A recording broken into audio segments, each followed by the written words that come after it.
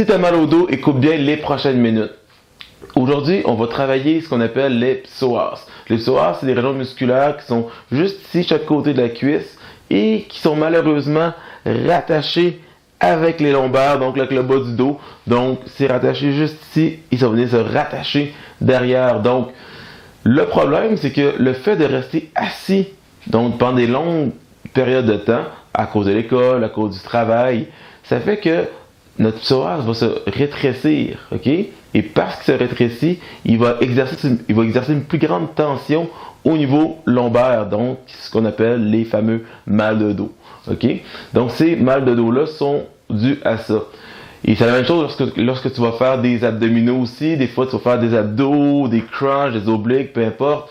Et tu vas te rendre compte, j'ai mal au dos ensuite, mais parce que tu as engagé aussi tes psoas, donc là où ta cuisse encore une fois, tu as engagé tes psoas dans le mouvement. Qu'est-ce qui va venir, encore une fois, utiliser le bas de ton dos à être tiré et amener à avoir une plus grande pression tout simplement.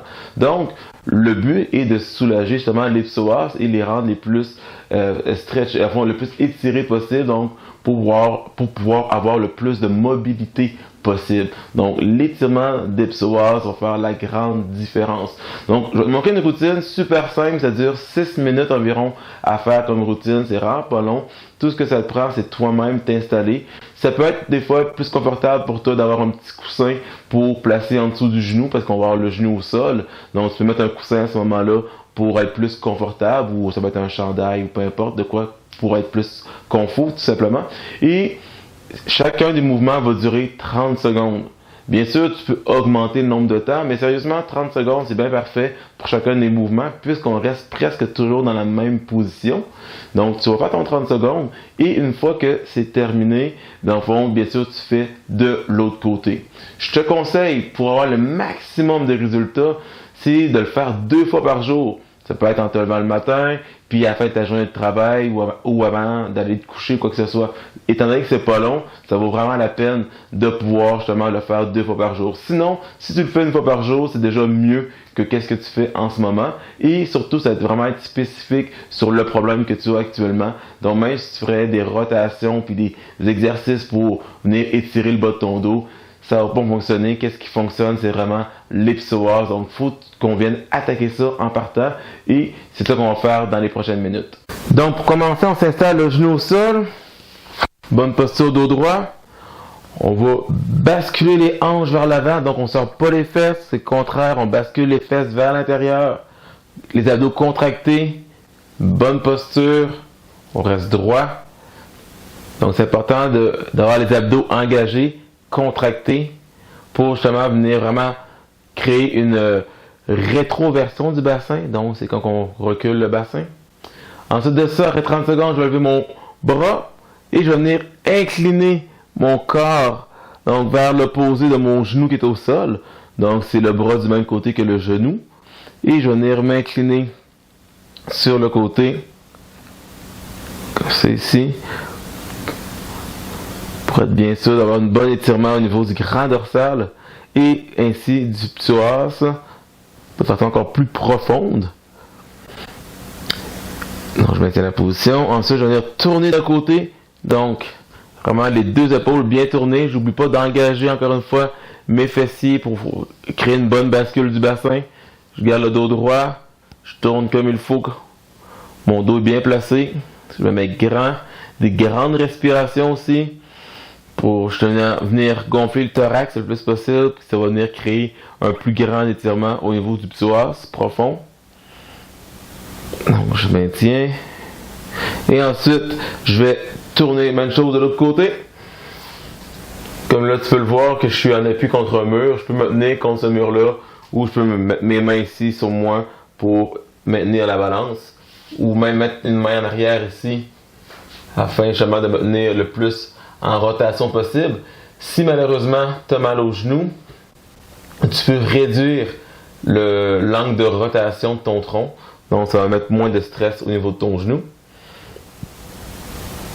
Ensuite, je vais être de face et je vais faire des mouvements avant-arrière. Bon, mes pieds restent toujours au même endroit. C'est vraiment mon corps qui va venir pousser vers l'avant et vers l'arrière.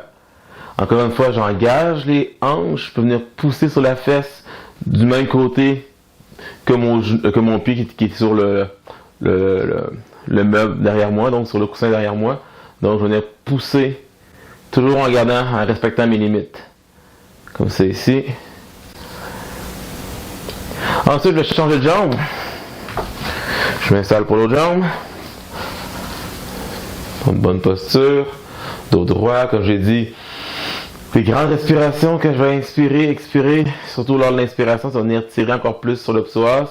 Donc cette partie-là, au niveau de la ceinture, je vais venir pousser ça vers l'avant. Contracte la fesse, je pousse le psoas vers l'avant.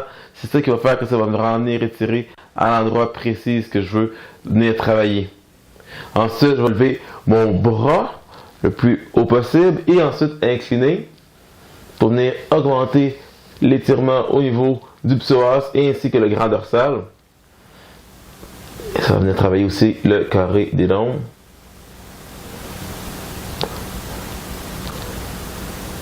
Donc, je prends des grandes respirations thoraciques pour augmenter l'étirement.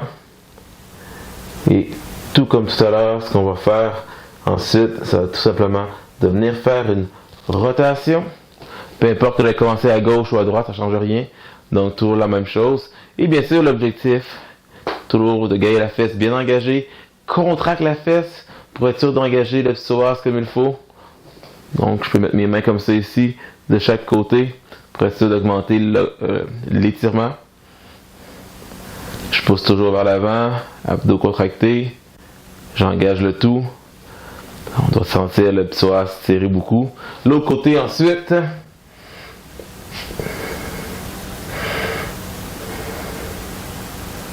Bonne posture, dos droit.